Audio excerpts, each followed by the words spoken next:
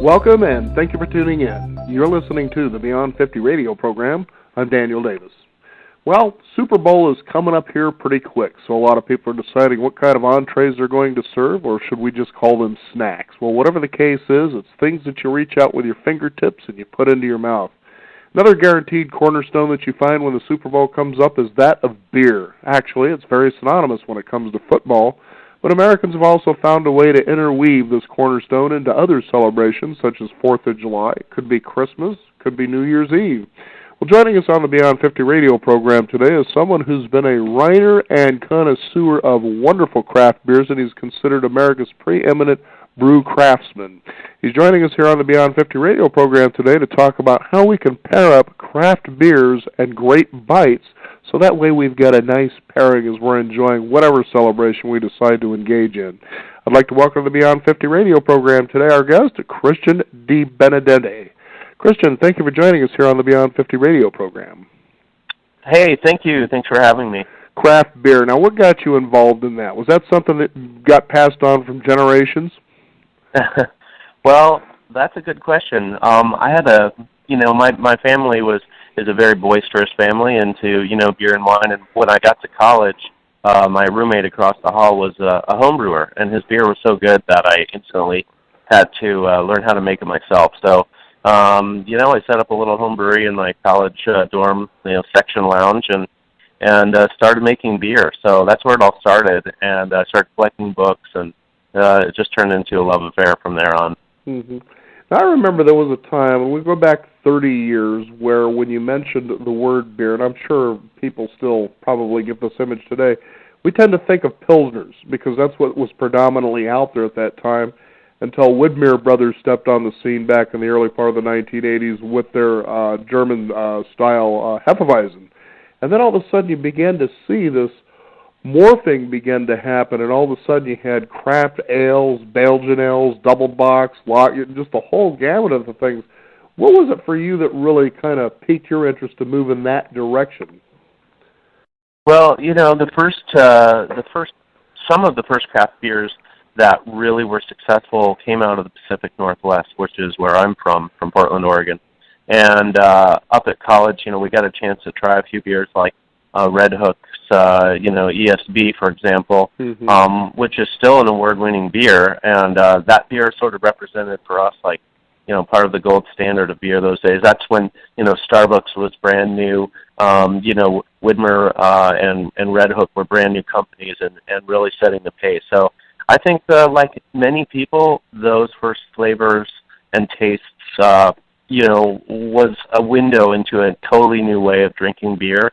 And frankly, imported beers coming into the United States from Europe are often, 5 and 6 months old, having gone, through the Panama Canal or, taken long journeys, and they're not that fresh. And for some beer styles, that's just, that spells disaster for the flavor. So I think a lot of Americans were accustomed to tasting beer the way it wasn't supposed to taste. And when, American craft brewers started taking old world styles and brewing them well or reinventing them, that was a revelation. A good fresh Hefeweizen, like Widmer came out with early on, was sensational for beer drinkers, and still continues to be, really popular. And, Hefeweizen certainly is a style that I drink and write about. Now, it's really interesting, Christian, because of the craft beer emergence, people began to have to realize you don't just guzzle beer like would typically be considered in the American pastime, but it becomes more of an art form now, much like wine, doesn't it? Well, yeah, I think, some people have said, beer is becoming more wine-like, but I like to say that beer is becoming more beer-like. We're getting back. we're getting back to the way it's supposed to be. Beer was not supposed to be this, guzzleable sort of beverage. Although it's fun to knock back a few cold ones with your buddies and watch the game. And it's certainly possible to drink craft beer that is light in flavor and lends itself to that kind of beer drinking. No problem.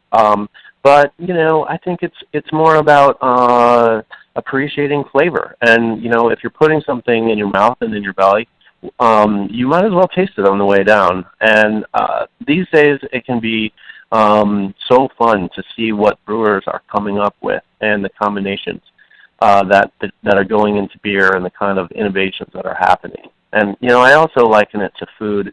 A great beer writer named Michael Jackson, a British beer writer who passed away in 2007, used to say, you would never go into a restaurant and just order, quote unquote, a plate of food. So why would you go into a beer bar and say, give me a beer? Right. Because there are hundreds of styles and sub-styles of beer, and the hard work that it takes to make a great beer really really means that the beer drinker should be conscientious and drink with some attention to all that hard work that's gone into every glass. Yeah, I think an interesting analogy about this, it's the same thing as taking a look at bread. Sure, you can go and you can get that loaf of white sliced bread and call that bread, but the fact is when you start getting into really good breads, you realize the complexity of these things and how much better they actually are for you as you move in that direction. And it's quite interesting to think of beer as a positive when it comes to consumption versus the way we typically had practiced it, which was at parties, doing beer bongs, things like that. But we're not talking about that here. We're talking about something much, much richer. Yeah, absolutely. I agree. Now, there are beer styles and flavors, so I thought we'd start there and maybe kind of give our listening audience a better feel for things here. And we've got what seems to be 6 categories, and we'll go ahead and start with the first one, crisp and clean. What do we expect? What kind of beer there?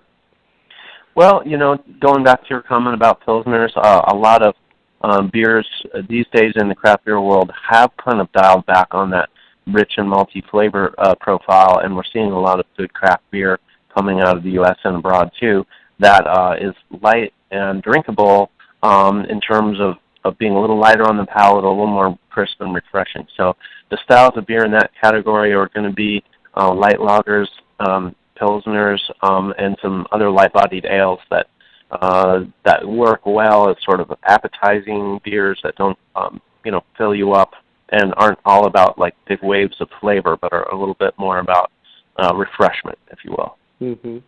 And then the fruit and spice category, what would we expect there?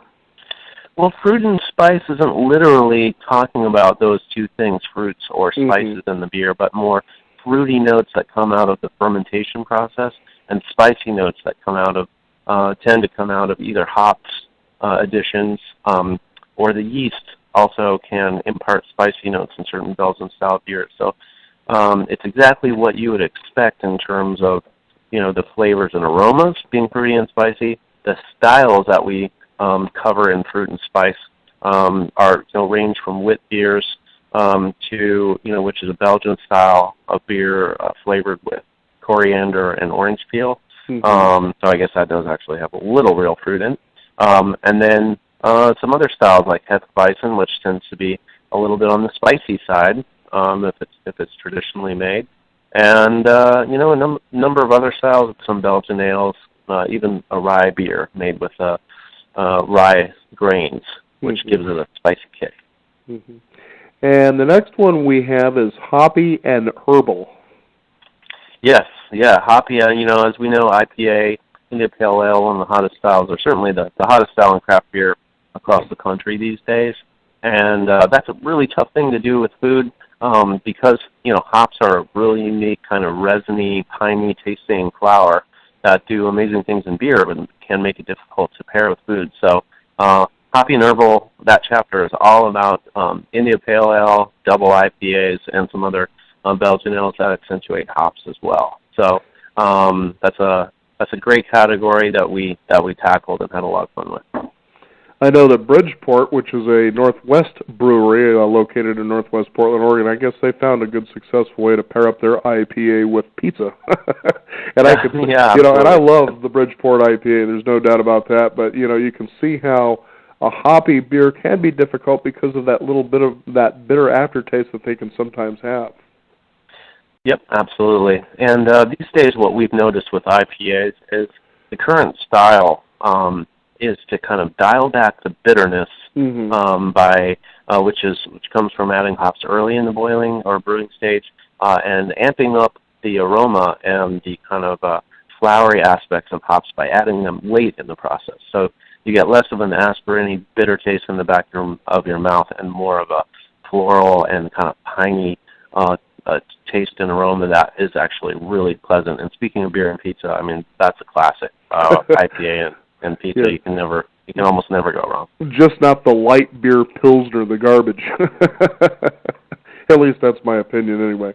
Sour and complex. Yeah, this was one of the most interesting categories. These days, a lot of brewers are experimenting with tart flavors that come from certain yeast strains that impart kind of acidic notes in beer on purpose. So ranging from a mild, tang all the way up to a kind of, mouth-puckeringly tart, sensation. And if you eat yogurt or drink, a lot of white wine or even red wines that are dry, they tend to be tart as well. So these are somewhat wine-like beers, I would say, that lend themselves to food pairing very well, very interesting.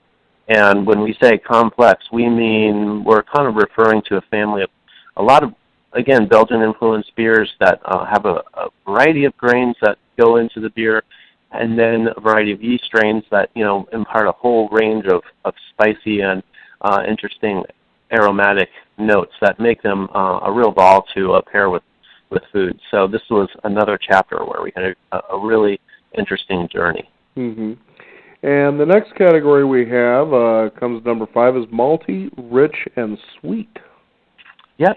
Yeah, MultiRich and Sweet, the backbone of beer is malt, a.k.a. barley or grain, that roasted to different, levels gives beer its flavor and color, much of beer's flavor and color, or all the color and much of the flavor. And so, if you've had, an ESB, like we mentioned, Red Hook is a real classic, very malt-driven beer with that taste of kind of a bready or sweet grain tastes that really do well in certain beers. So MultiRich and Sweet beers, include stouts and a lot of English styles, and as well as some heavier Belgian styles that originated in abbeys and other places of pilgrimage. So that's a fun chapter, where we're kind of matching sweet with sweet often, which is one of the sort of benchmarks of beer pairing. I have a friend of mine. He actually is the master brewer for a satellite brewery, which is the Full Sail Brewery at the now I'm trying to remember the name of it. It's the seafood place, McCormick and Schmick's there on the waterfront. And great. Yeah, he had produced a double ale, a Belgian double ale, and this falls into that category. You're talking about MultiRich and Sweet, and I thought you'd never expect the aftertaste of a beer to have that really beautiful sweet taste. You think this is one you savor in the afternoon. You maybe have 2 pints at best, and you're satisfied. That's what's really fascinating about craft beers is I think it tones down that need to do the old college guzzling like it's so associated with beer, to the point where you can actually sit and enjoy it, and it even creates the moods that perhaps you're searching for. And so it becomes, interestingly enough to say this, sort of even an emotional journey as well. Would that be something you would agree with? Yeah, absolutely. I mean, to me, every beer has a story from where it came from, and who put it together. But also, every beer we enjoy with friends or family, in those settings, can be memorable as well. And certainly, sipping a big imperial stout or barley wine or Belgian quad, with friends around the fireplace is a really nice way to spend time. It's different than slamming beers, and it's more about sitting back and enjoying. And frankly, you can drink some of the best beer in the world at a cost per ounce that is way lower than the cost you're going to throw down for a comparable whiskey or bourbon or wine ranked on that quality level. So to me, beer is a very accessible way to access great traditions and and have something really nice to enjoy with friends and family without having to break the bank. Mm-hmm. And that too, and when you think about, as we have moved into this direction, that beer has become very alive again, and I think that's what's very exciting about it. Yeah, it's amazing. I mean, I always say we're living in the golden age of craft beer. I mean, we thought we were living in it 10 years ago when there were, 900 or, 1,000 breweries in the country. But, last week we just surpassed 4,200 breweries in the United States. That's roughly 2 a day for the last couple of years. It's a full-on explosion of good beer, and that is a really exciting thing to me, just as a beer lover, and for anyone who likes things that are well made. I think the whole skill level in brewing has gone up by orders of magnitude. In the 90s, a lot of breweries popped open that were maybe opened up for not the right reasons, people trying to make some money, or didn't necessarily come from folks all the time who had a deep understanding of what was going on. But right now, it really feels different. For the most part, new breweries are coming from super experienced of people who have accrued a great deal of good taste, good equipment, good training. And, the local brewery, the brew pub is king now, and every American city has one within, or every American lives within 10 miles of a brewery on average. So if you even ever enjoyed a single beer in your life, you owe it to yourself to find the local brewery and pop in and see what's going on. I'm reminded of a time, and I think it was back in 2007, my wife and I were in Chicago, and happened to go on to Navy Pier and pop into a place on the pier where there was a bartender who was excitedly talking about the 2 craft beers that he had on tap. And I couldn't help myself, being from Portland, Oregon, just shaking my head like, you have no idea. Yeah, Portland is an amazing place for a beer lover. Beer capital of the world, actually, it's been anointed, in fact. Yep, absolutely. Now, our final category is deep, roasty, and smoky. You can almost guess with something like that you're thinking about barbecue style here. Yeah, you bet.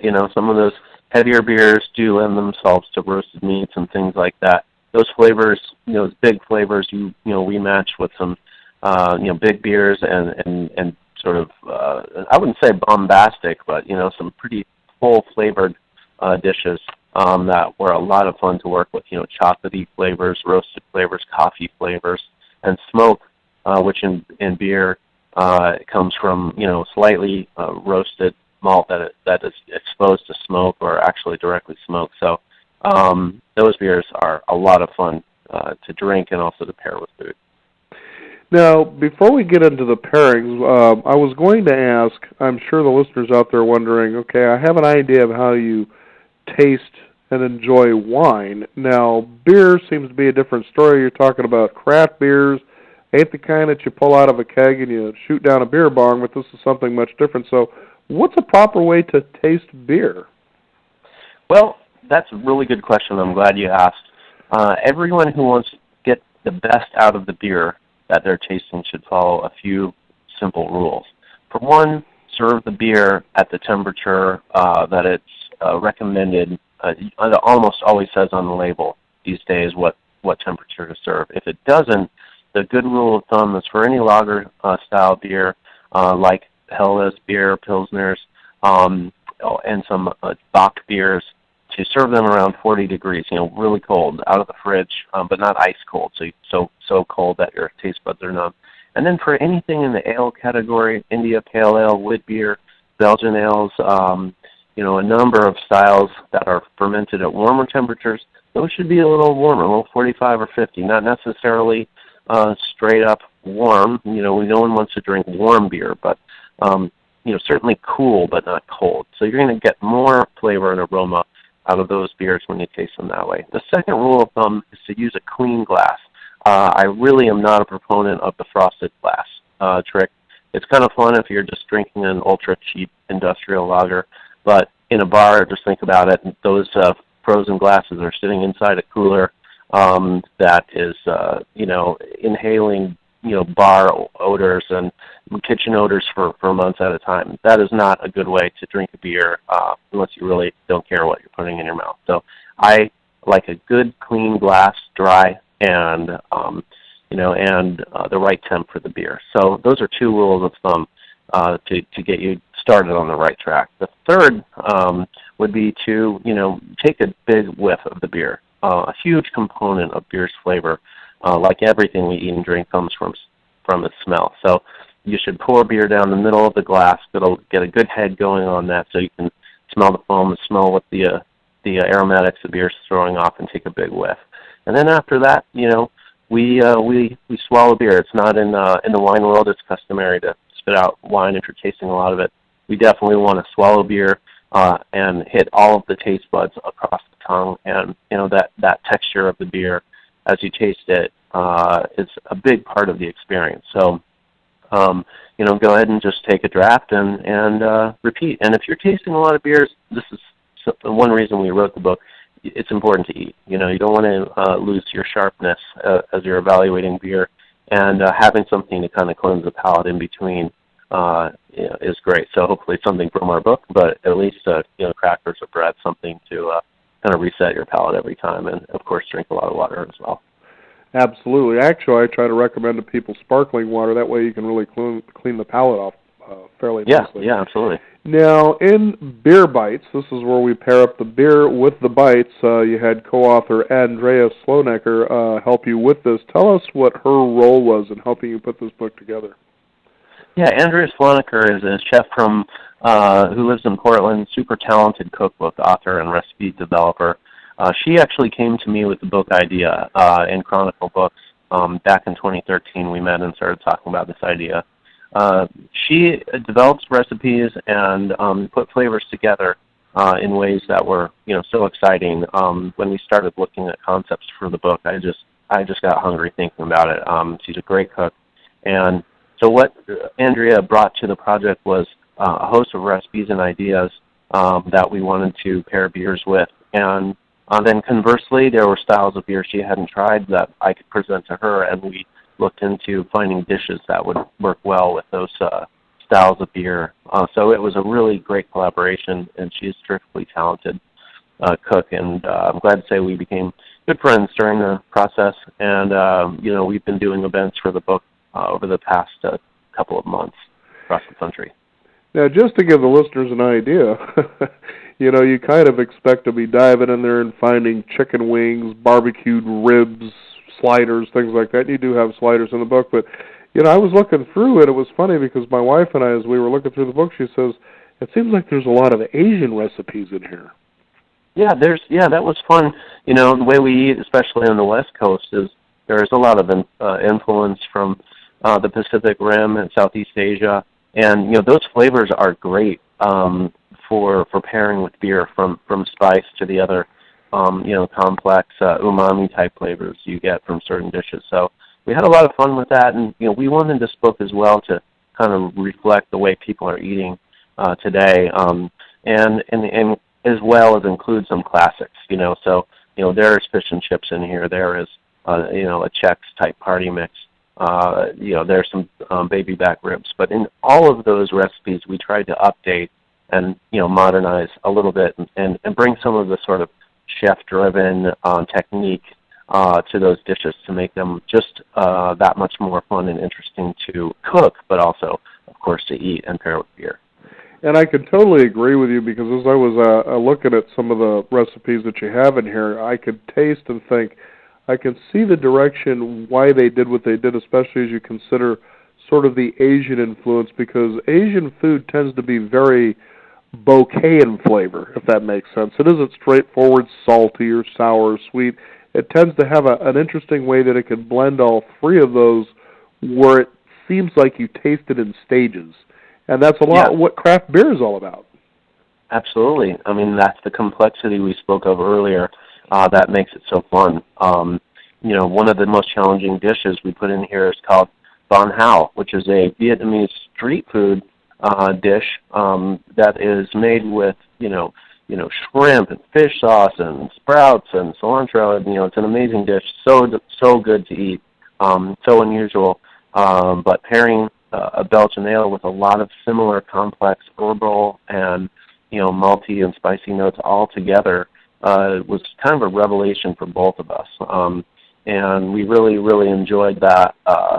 Going in that direction. There's so many flavors working together well at the same time, from lime to fishiness to, egg flavor to herbal notes from cilantro and things like that. It was a lot of fun to taste and pair with beer. Now let's go ahead and start on a couple of recipes here and then kind of give the listeners an idea of what we should pair them up with. And the first one that I was eyeing here, because my wife certainly loves this and keeps asking about eggplant parmesan, but I'm like, I'm getting tired of cooking that. I know my mother showed me a way that you can actually fry eggplant, sort of like French fries. But you've got a grilled eggplant rolls here, and that looks pretty interesting there. And the first thing I wanted to ask is, I'm sure that most of our listeners out there aren't going to be able to run out and start brewing their own craft beer because there's a lot of complexity and art and, of course, experience that goes into that. But what about these recipes? Are these something people can sort of easily do, I guess? Well, we hope so. We wanted to make the recipes very accessible to anyone who has a bit of a sense of adventure, at least a basic stock of tools in the kitchen. I will say this, most of the ingredients, the great majority of them were bought at just regular old grocery stores. There's a few specialty items you have to go out and find. But, for example, with this, the eggplant dish you mentioned, almost everything in there is available at most grocery stores. A little yogurt, a little salt, a little olive oil, a cucumber, some olives you can get out of the olive bar that almost every grocery store has, a little mint. It's really something that we wanted to show that anyone can really do. And most big cities these days have, a grocery store or a market where you can get some interesting imported spices in some dishes. There's some tricky stuff to find, but we wanted it to be fun and accessible, and for people to fearlessly plunge in and give these a try. Now, I figured on the grilled eggplant rolls, now it was interesting because she was actually taking me through, so what beer would you pair up with this? But I was actually pairing it up in a different categorical way, and that is, well, I'd use a lager, or I'd use an ale, or I'd use this. And the fact is, when we went through the 6 categories, it's a totally different way of looking at it. So with the eggplant rolls, based on what I see here in the book, there are grill marks, and because eggplant has the dark outer shell, and I'm kind of cheating here a little bit, it would be more of the smoky category, wouldn't it? Right, yeah.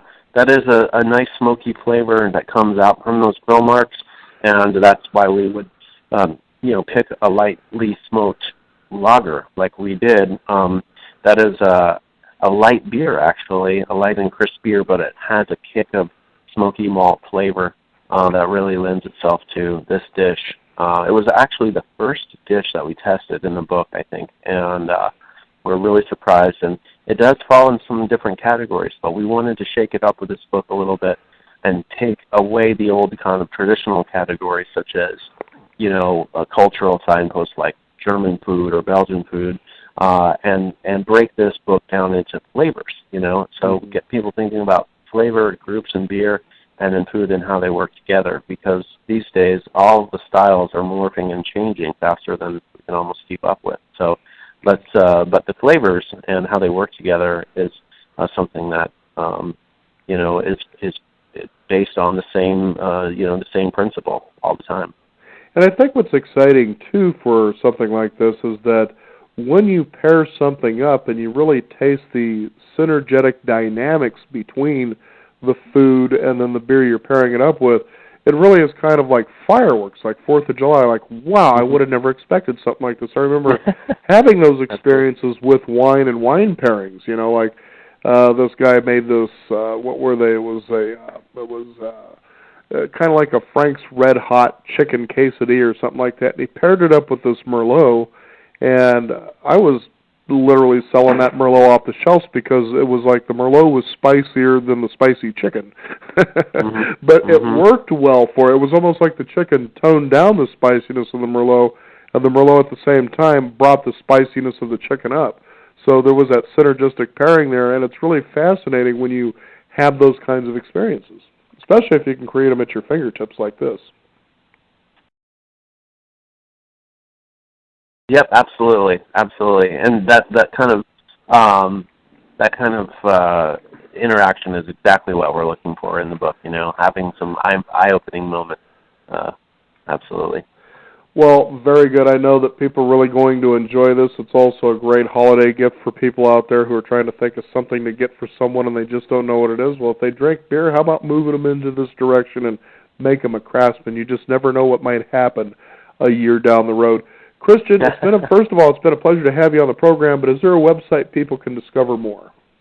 Absolutely. If you go to www.beerbitesbook.com, you will find the homepage for the book on Chronicle, which is our publisher. Mm-hmm. We would be delighted if people think about this as a great Christmas gift. We've been giving it to all our friends and family too, and it's a lot of fun. I think people will really enjoy it. And you mentioned the Super Bowl earlier. A Super Bowl party would not be complete without some of our duck carnitas nachos. You know what's weird? I'm looking at that page right now, and I was just about to mention that. That's one of our favorites, just a classic dish reinvented with some great beer, too. So thanks again for having me on the show. It was a real honor. And one thing for sure, I've never thought about putting sliced radishes on a nacho, but boy, I think I'm going to go ahead and try that. Yeah, give it a shot. Christian, thank you so much for joining us around the program, and hope to you and your family and friends have a happy holiday season. Same to you as well. Thanks very much. You bet. Bye-bye. We want to thank you, the listeners out there, for tuning in. So this is a great idea for your holiday gift basket, Beer Bites. Pick that one up and give it to a friend, or maybe keep it for yourself and try some experimentation. You can also discover more by visiting us at Beyond50Radio.com. That is the number 50. Sign up for our free weekly e-newsletter. I'm Daniel Davis. Thank you for tuning in. This is the Beyond 50 Radio program. And remember, live your day past halfway.